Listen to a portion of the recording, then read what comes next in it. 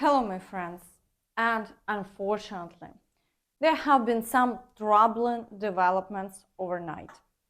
Immediately in three directions, the Russians were able to advance, and after Avdiivka, they began to move aggressively towards Chasiv Yar and in the Zaporizhzhia direction. But let's start right away with Avdiivka, because here the occupiers continue to actively storm the village of Lastochkine. Over the course of a day, they conducted 3 attacks, and according to some reports, the occupiers have moved closer to the village and are attempting to further storm it.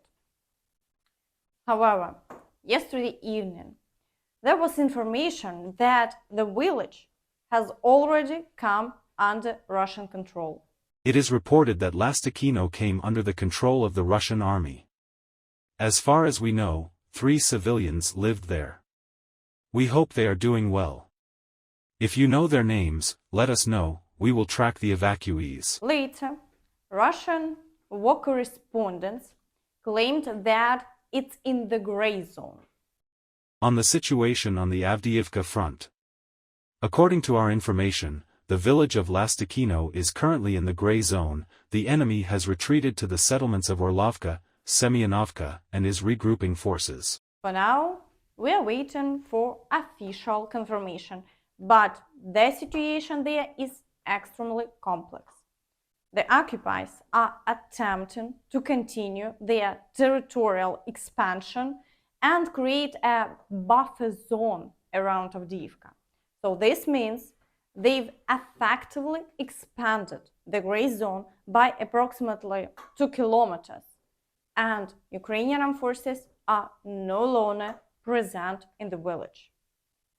Most likely, they'll be restoring their positions in this 5 kilometer by 3 kilometer and 200 meter area of the front. So there is also a significant amount of shelling on other frontline settlements. The Russians have plenty of ammunition and continue to shell everything near Avdiivka. In the direction of Marinka, there is ongoing heavy attacks on Grigorivka, the villages of Pobeda and Novomykhailivka, from 2 sides. So there have been 12 attacks in the area over the past day, which is quite intense activity. The General Staff hasn't confirmed any advances by the Russians yet, but if you look at the geolocation map, yesterday they confirmed the Russian advancement closer to Grigorivka by 1 kilometer and 200 meters. So we are still waiting to see how the situation will develop further. Earlier reports indicated that this section of the front was in the gray zone. In the Bakhmut direction, the occupiers have increased the number of attacks even more. As of the time of recording, the Ukrainian armed forces report an assault on the village of Ivanivka. Unofficial sources also indicate that the occupiers around Ivanivka have managed to advance and are currently on the outskirts of the village. Looking at the geolocation map, they are reporting Russian advancement along the entire front line from Bogdanivka to Ivanivka. To the east of Ivanovsky, the enemy advanced west of the cascade of ponds on the territory of farmers' fields. Advance in an area up to 2 kilometers wide and up to a depth of 850 m. Meanwhile, they are actively breaking through near Bogdanivka across the fields, and Ukrainian armed forces are intensively destroying their equipment there. Overall, Russia's advancement in this direction, though small, exists nonetheless. Ukrainian armed forces describe the situation from the ground as follows. The enemy continues offensive operations in the direction of Ivanivsk and Chasiv Yar. Using assault groups of 30 to 40 people, they were successful in advancing near the Chasiv Yar, Krymovo highway, as well as southwest of Bogdanovka. Attempts to storm Ivanivsk with the help of equipment turned out to be a failure thanks to the coordinated work of the SOU units. Overall, we are waiting to see how events will unfold further. Additionally, we are seeing significant activity around Klashivka and Avdiivka. It's evident that, much like in Avdiivka, they are attempting to advance on a broad front to stretch our forces and exhaust our resources as much as possible. In the Sieversk direction, there is also an uptick in activity, but this time it's not near Bilogorivka. There are only shelling incidents there. Today, attacks are being reported on the village of Vyimka. In this case, the occupiers are managing to advance quite far from the front line, approximately 2.5 kilometers. However, the Ukrainian forces are doing everything possible to maintain defense.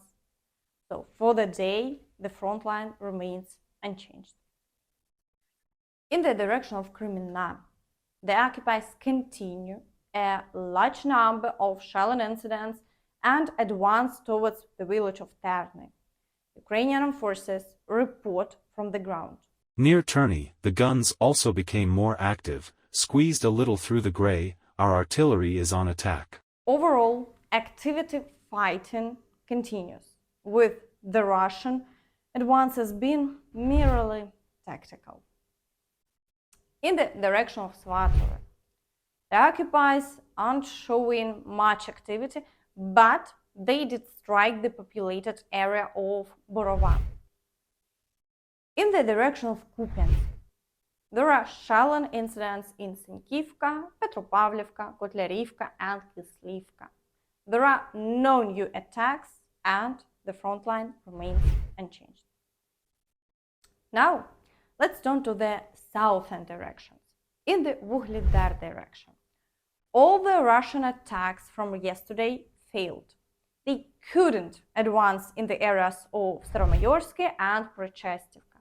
Today, only shelling is occurring. In the Zaporizhzhia direction, the situation is also complex. Despite attempts by some Russian bloggers to spread fake news that Russia has already reached Robotyne, some correspondents are refuting this information, understanding that they can't capture this territory so quickly.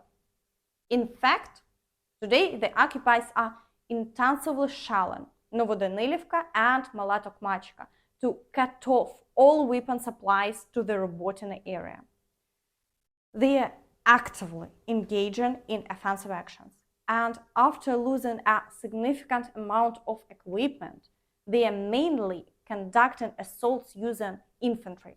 The occupiers climbed the AR again, without equipment, and foot groups were coming. They are still hitting on the approaches. The occupiers claim that they have managed to advance near Verbove, and the Ukrainian side partially confirms this. So it's preliminary known that they are driving a wedge into the defense between Novoprokopivka and Verbove to further develop their success. The approximate advance is up to 2 kilometers. Unfortunately, this is very concerning. So if they succeed in advancing further, they will create very unfavorable conditions for Robotyne, and the Ukrainian forces will have to retreat. So it's evident that there is a clear objective to squeeze the Ukrainian forces out of the liberated territory. And once again, they are attempting to do this at any cost. In the direction of Kherson, shelling of the right bank continues. However, all attempts by the Russians to dislodge The Ukrainian forces from the village of Krynky are unsuccessful and they continue to suffer losses. So the occupiers report that they conducted 15 assaults yesterday. Today, ours stormed this lousy bridgehead 15 times with the forces of groups from the 328th Airborne Rifle Division, the 337th Airborne Assault Regiment, the 104th Airborne Rifle Division, the 26th Motorized Rifle Regiment, the 70th Motorized Rifle Division, and the 144th Motorized Rifle Brigade. There was support for artillery and mortars. Aviation did not help. We have losses. And today many cornerists have died. And those who survived no longer want to storm the village of Krynky. And that's all from me. Don't forget to like this video, subscribe to the channel and hit the notification bell to stay updated on all the latest news. Thank you for watching and see you next time. Bye bye.